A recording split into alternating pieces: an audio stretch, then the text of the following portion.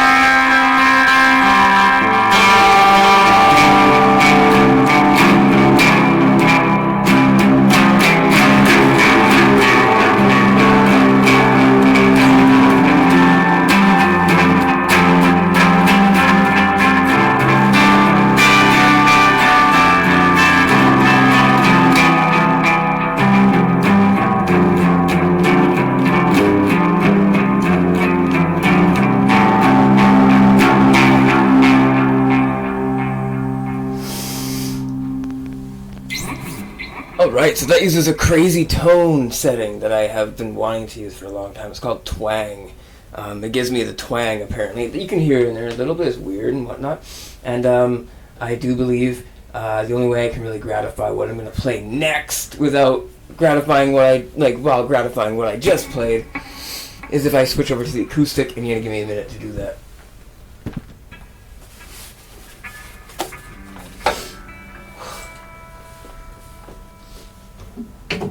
Alright, so I'm getting comfy now.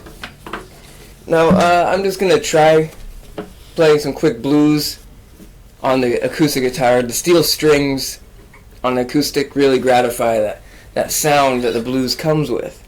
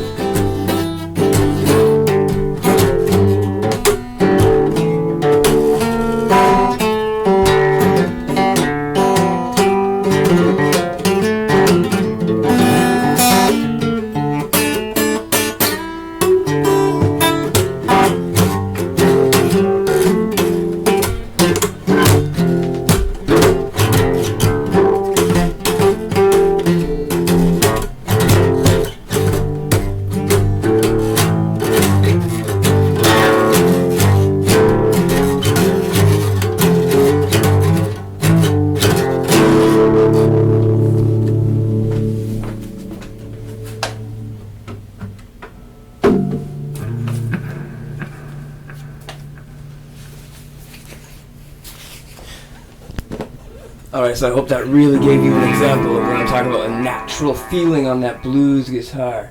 And now I'm going to translate over here using my blues setting. Now this is all the range I have capable. I'm going to bring the distortion up. Not all the way. Good and high.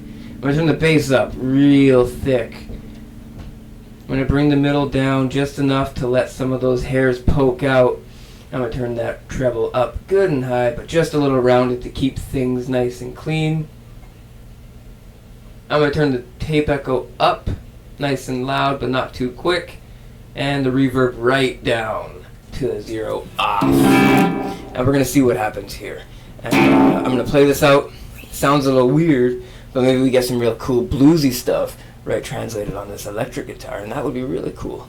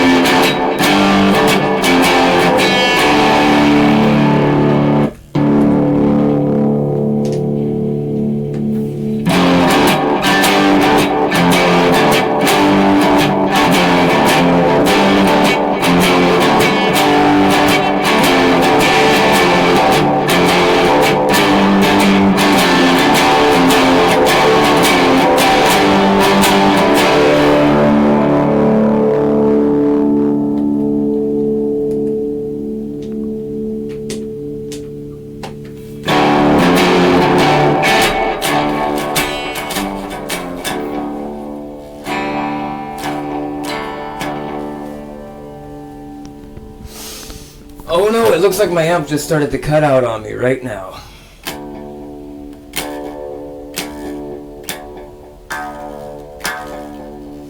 Okay, there it goes, boys and girls, ladies and gentlemen.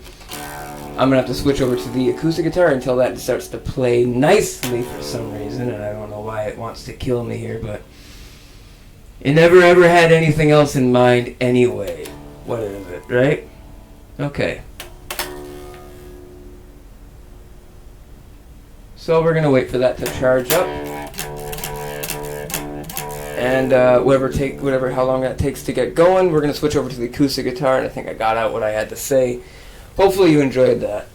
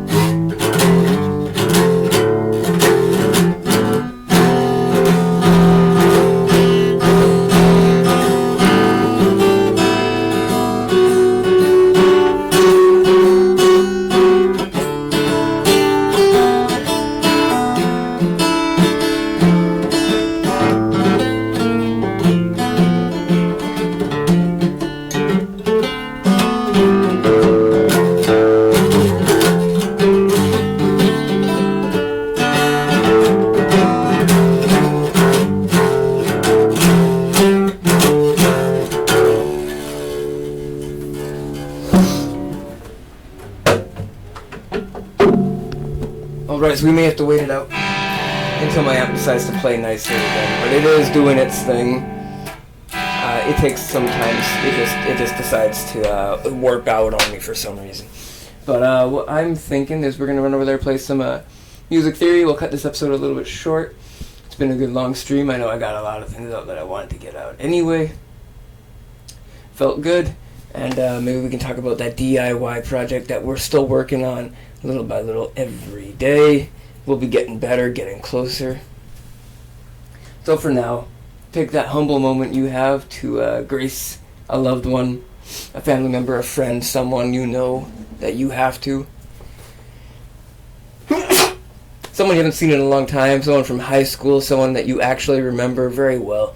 And just think, where would they be without you, my friend? And they would be somewhere great, sure.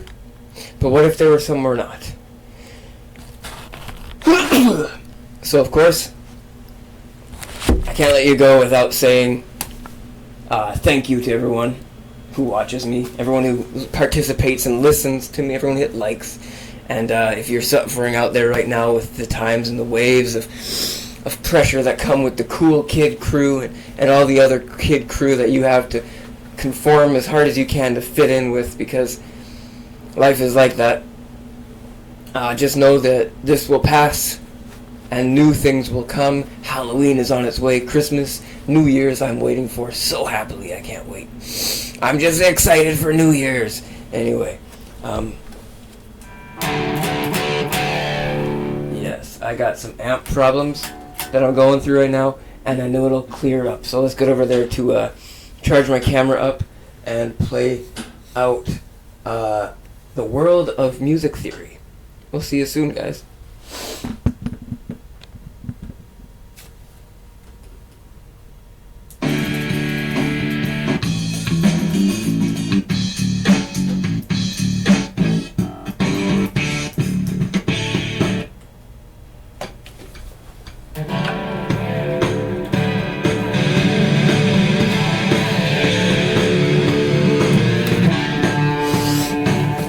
It's working now, by the way.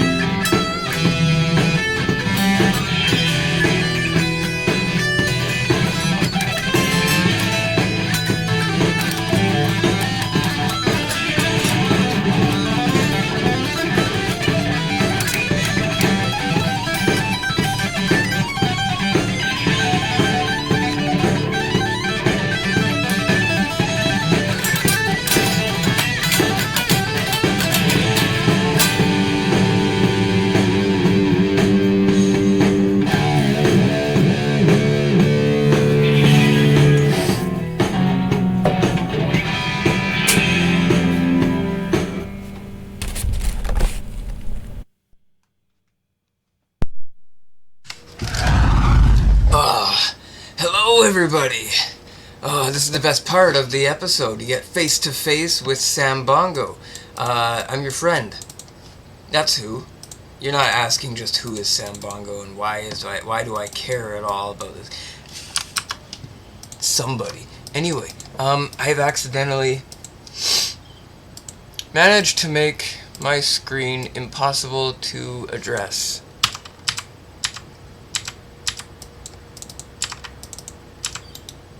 I gotta enable preview. Oh my god. Some of these things are just a stress waiting to happen. And I have managed to take my window for granted, and that's what I'm gonna do next, is by opening up a picture. Boom, here we go. Am I doing it?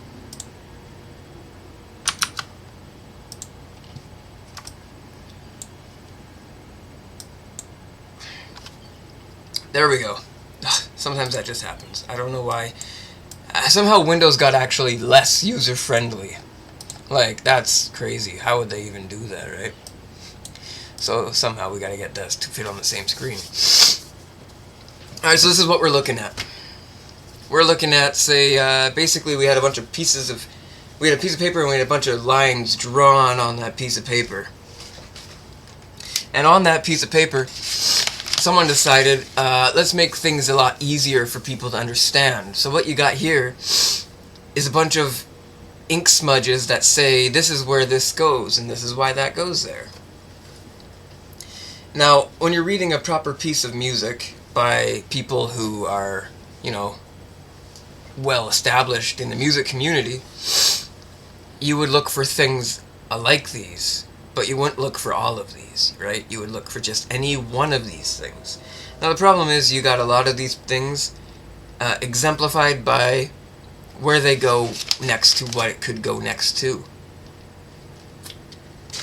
According to the phase system, or the EGBDF system. So naturally that never changes, which means this is all pre-existent on that very platform of existence. And if you notice, there's a giant circle on the bottom called the circle of fifths. And that's what we're going to be looking at today. That is a very complicated little thing, but very simple once you get it figured out. So the circle of fifths. Each one of these notes is a member of the circle of fifths, and each one of these notes is 5 pieces away, 5 half steps away.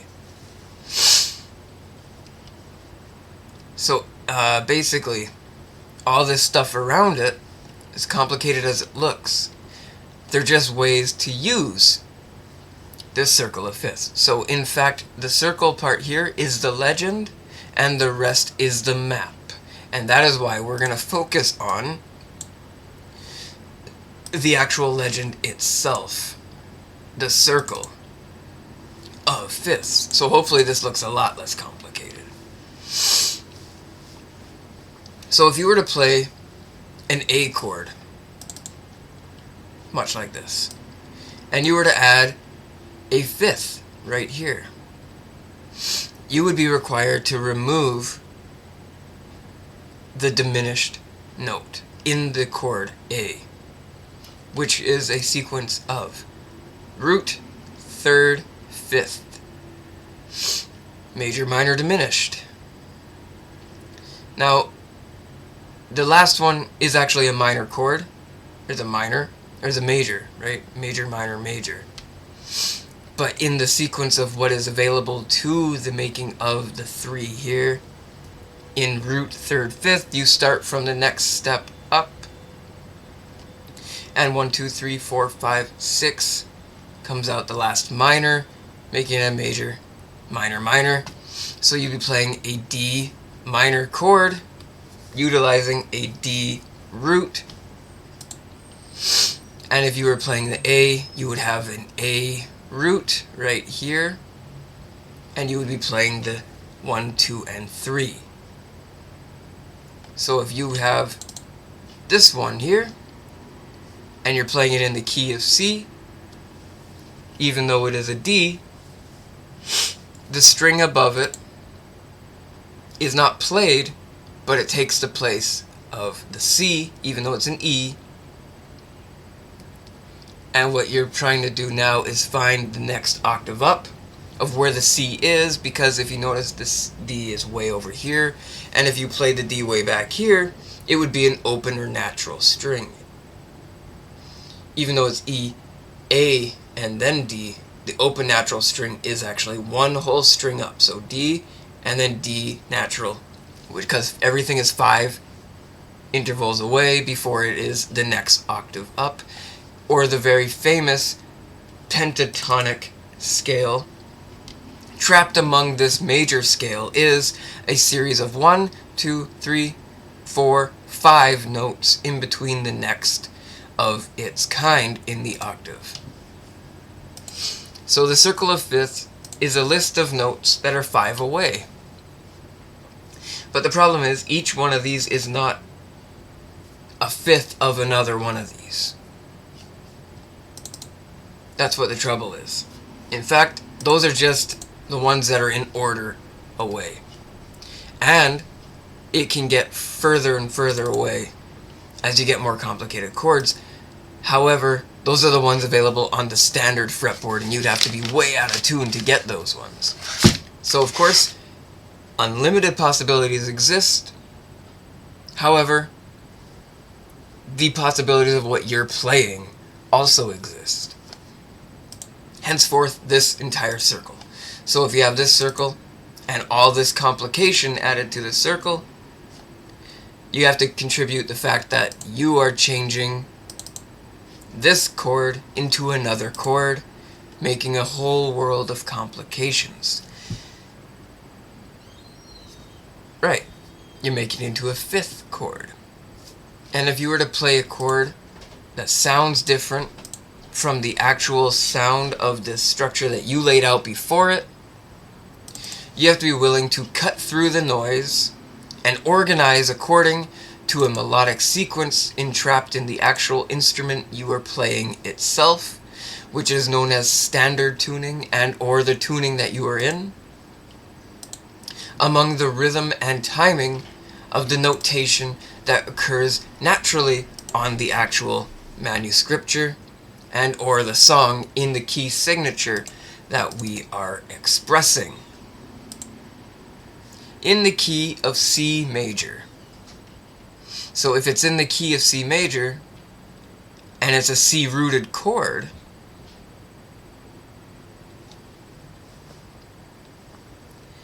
this chord is it's a C chord, right?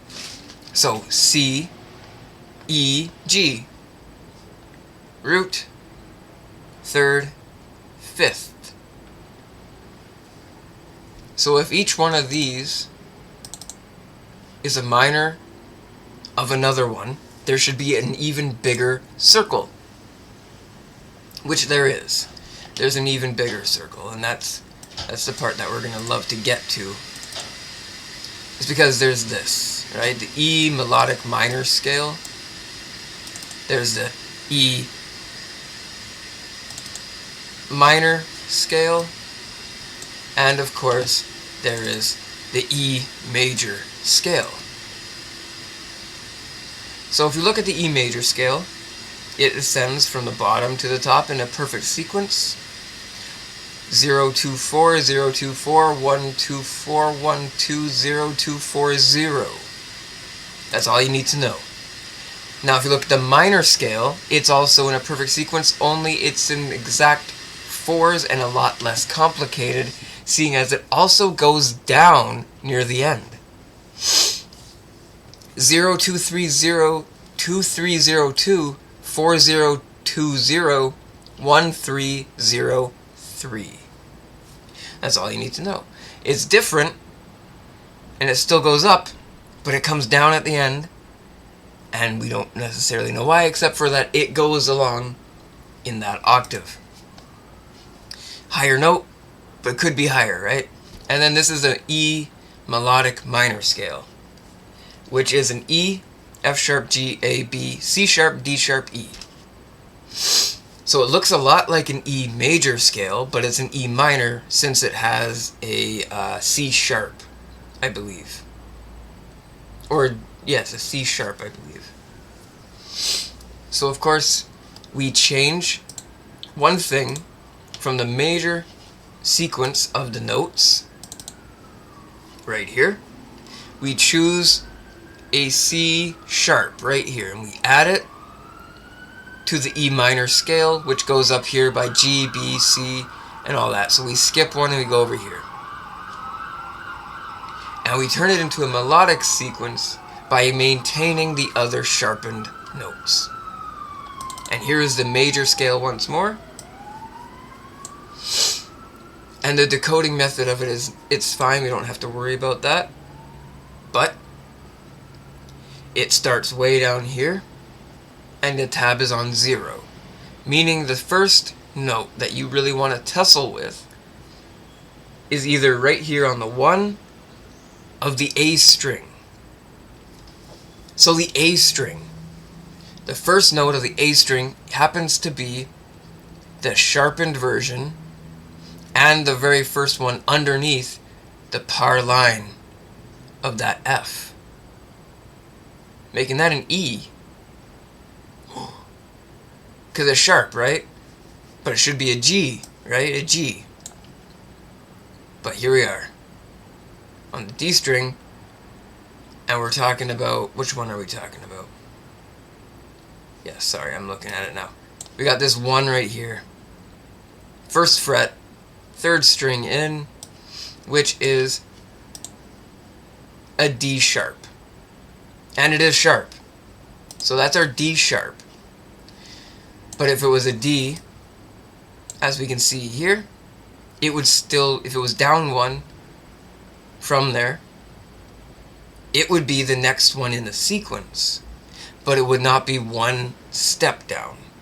It would be a 4 played from a 1, which is all the way, oh my god, sorry, which is all the way over here, a C sharp. So C sharp to a D sharp.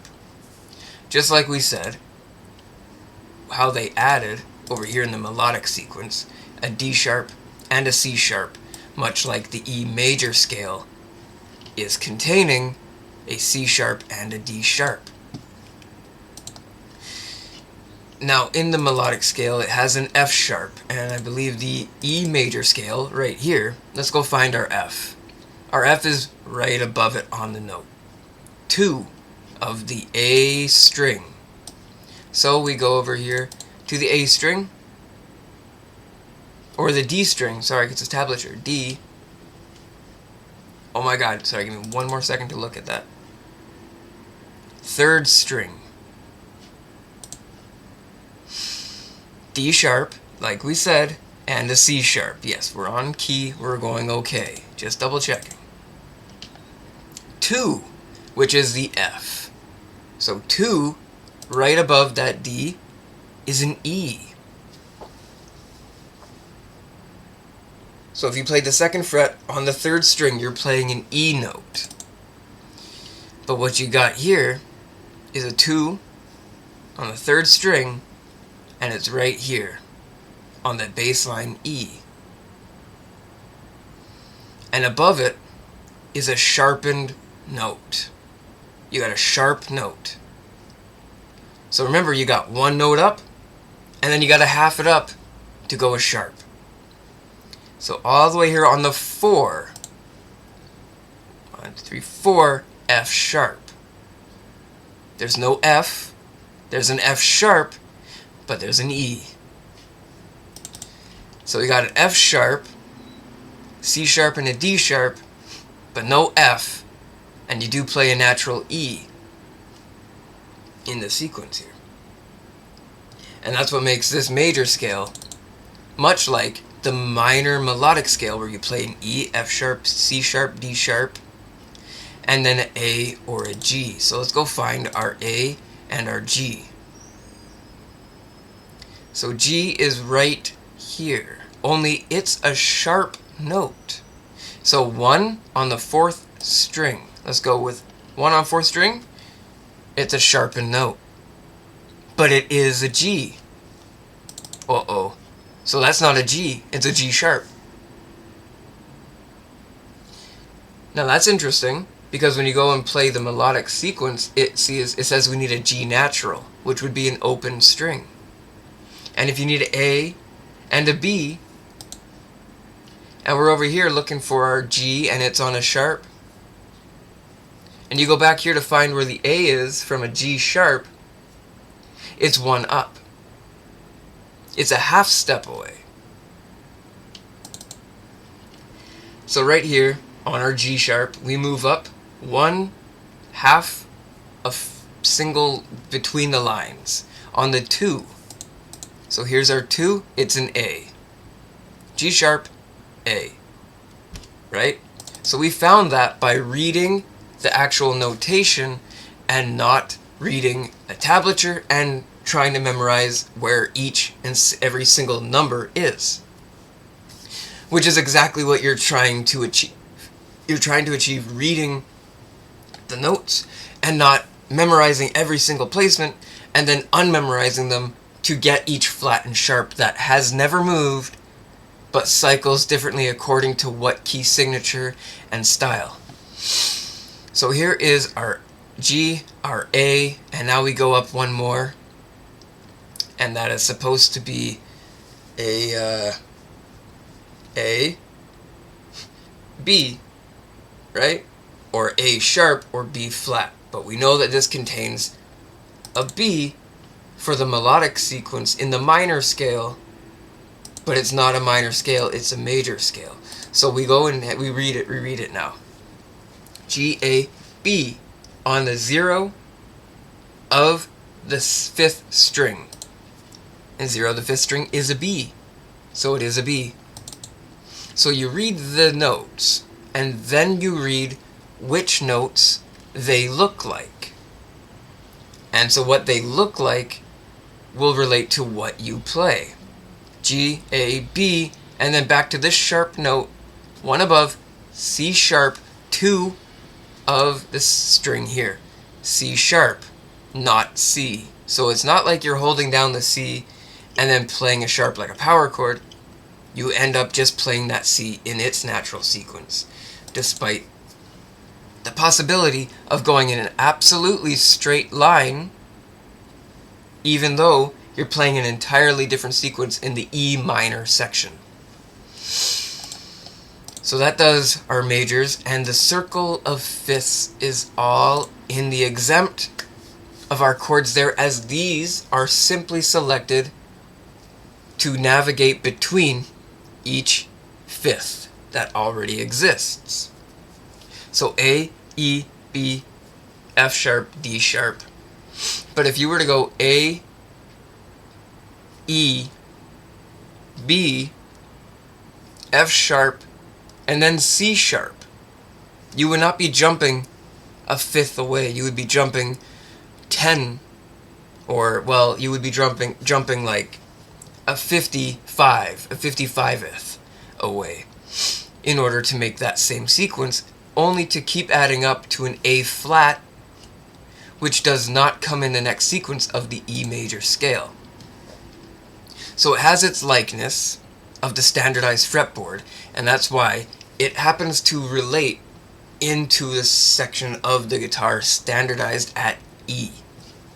So the circle of fifths shows up and reflects, but it does not maintain its existence among the actual fretboard as much as it shows up here, like we said, between the A sharp and the B and the C and the C sharp, where each and every one of these has a fifth, and you would judge A, and you would go back to the circle of fifths. You would grab an A, and you would look for an E. Look for an E next to the A. Ready?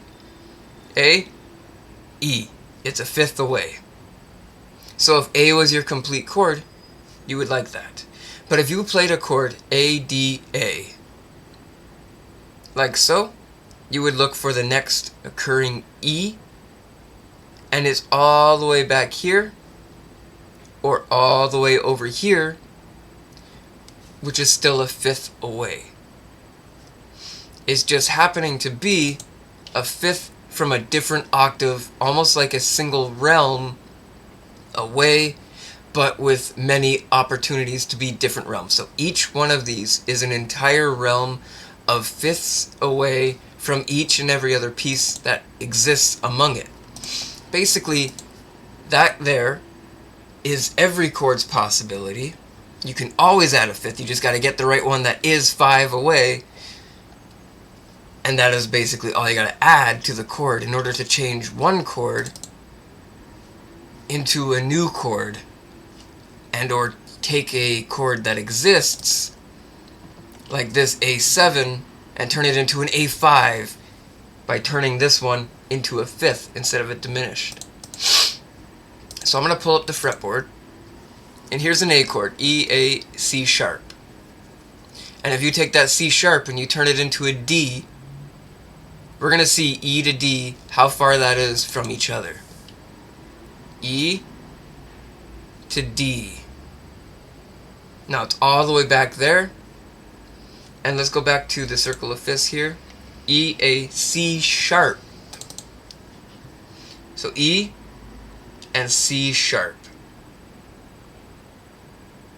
So E and then A and C sharp. It happens to maintain a note of its equal value, and it happens to be all the way over here. And it's the equal value, also a fifth, but like 25, where this one happens to go back a step, E, A, D, where there's no sharps or flats around it. So nothing tells you that you have to go clockwise or counterclockwise.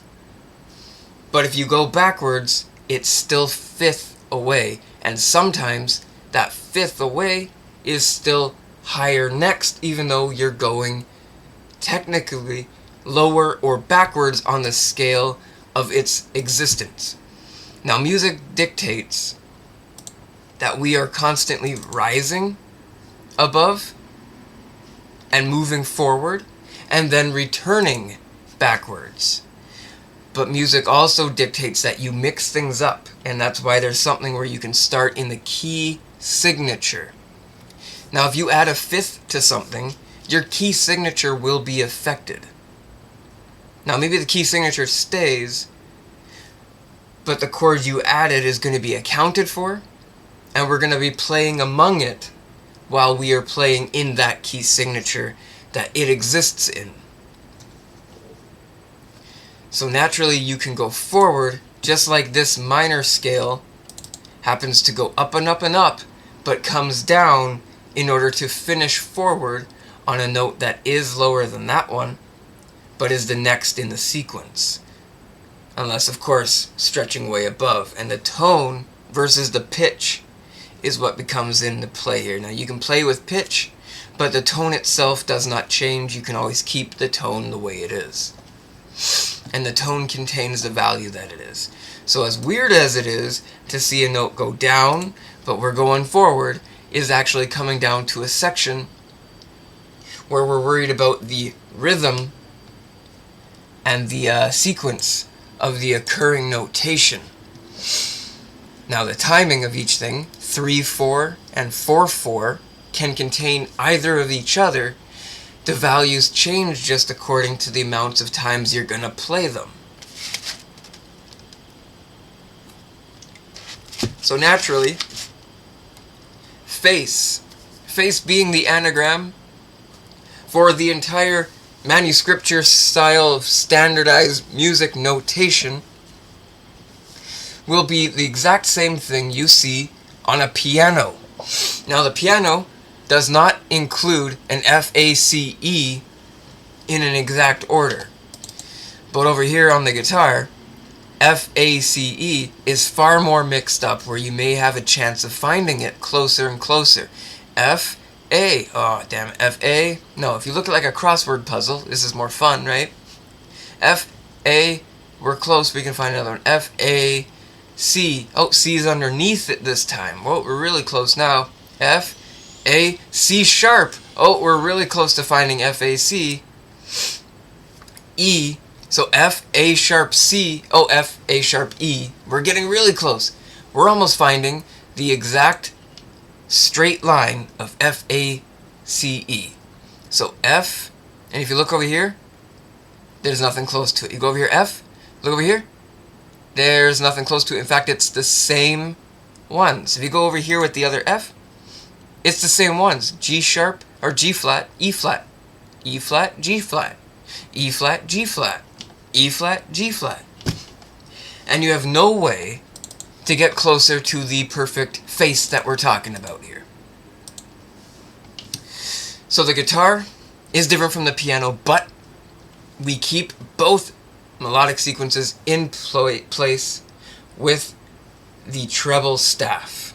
And the treble staff and the treble clef is anything within the registry of E to F. Now, F is higher than the other E, but we do get to another E before we get to that F. So 1, 2, 3, 4, 5, 6, 7, 8, 9. 1, 2, 3, 4, 5, 6, 7, 8, 9. That is 2 above regular standard. You want 7. A, B, C, D, E, F, G. And then maybe to A again. But instead, we cross the boundary of the rooted position of the first notes. Now that is because music has developed according to the ability to contain all these things. The instrument was invented later than the knowledge of what we could contain already. It's kind of like if we had a big ball of energy and we needed something that can contain a big ball of energy. So we had all these other instruments, and they contained that ball of energy, just in a very different way.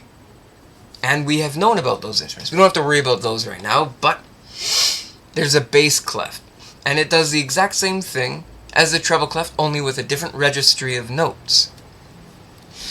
So as according to key signature and the circle of fifths goes, these are ways to change what you already have. So this circle exists within it, but it is made out of nothing but possibilities, as if you were to dissolve water into a solution of already very potent stuff. Now water's not going to make it more potent, but it's going to make it something that you might, want it. It might be something that you try to drink, you know what I mean? Like, what am I trying to say here? I'm trying to say water is going to make it a solution, right?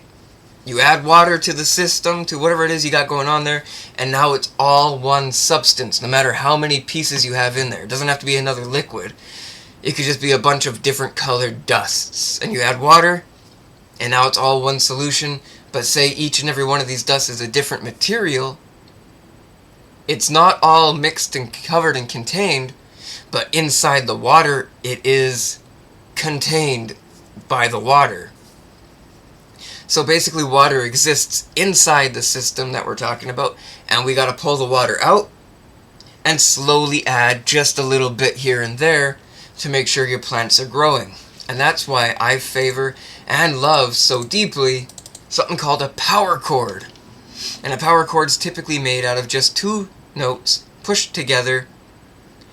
This F and the C, this A, this D, this E, this A, this E. And if you look at the major scale, all you gotta do is pick one, move up in notes. So you got here this E and this F sharp. Let's go back here. You got an E and an F sharp, which is all the way over here on the 9th fret. So if you wanted to play this F and this E, which in the scale would actually be maybe one power chord away, technically, but it's not really, it could still be considered power chord since you're playing the E as an open string with no other E's in between other than above it, unless you play a backwards one all the way here on the 12th fret. And by then the next F sharp is all the way up another like 12 or 9 frets away. So this F sharp on the 9th fret paired with an open string actually exists as a power chord as well as the regular power chord, which is only of these two vastly rooted by the single note on the lowest string. Now the fashion of power chords demands the root being the lower string. But yet, the root can sometimes look like it comes from a different string, like a higher string, even though the lower note would still be the one that's up on the fretboard. And that's basically the lesson I'm trying to contain for today. Let's call that a tops. Let's get back over to playing the guitar. We're going to talk about some DIY. Hopefully, we get some really cool stuff going on. Sorry, I gotta minimize this. And let's talk about what it means to make a project and choose what a project's gonna be. So here we go. I think my camera's charged. Let me turn it back on. Let's see.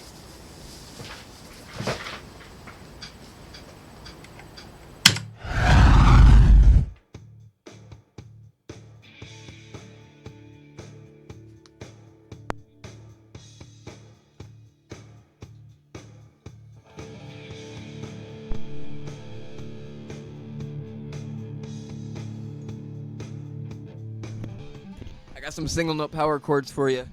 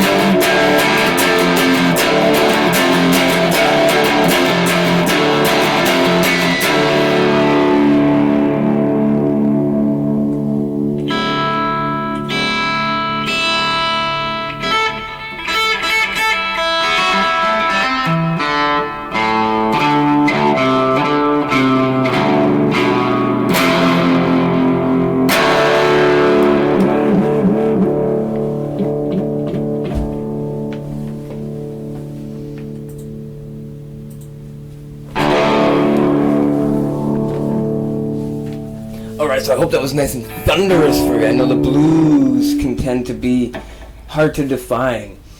And the problem is, the blues is simply anything that made you sad. And sometimes the coolest things in the world are the things that make you sad.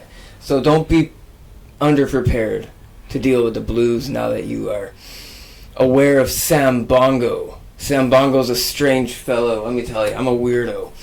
I'm not a weirdo, I'm sorry. I can't believe I said that. But I do weird things. I don't know what it is that I do. I know I hold a few things dear to me, and I don't let them out. And sometimes the only things I can really say about them are the things that made me sad that I didn't say. And eventually you have to say the things that you know you're going to regret not saying. And the blues is a way for you to do that and even check yourself before you wreck yourself. It's the first fashion, my friends. It's the blues. And thank you so much for watching, listening. Sambongo Dragon. Rock with Sambongo right here with you live every other day until the end of October, until after Halloween, all up until November, which will be my birthday. And we're going to try our best to rock and roll our way out of here. End of the episode coming up now. And, oh boy, tell a friend about me. I need the hours, guys. and this has been a lot of fun. So I'm just going to play some mellow acoustic, and we'll see how that goes for everybody.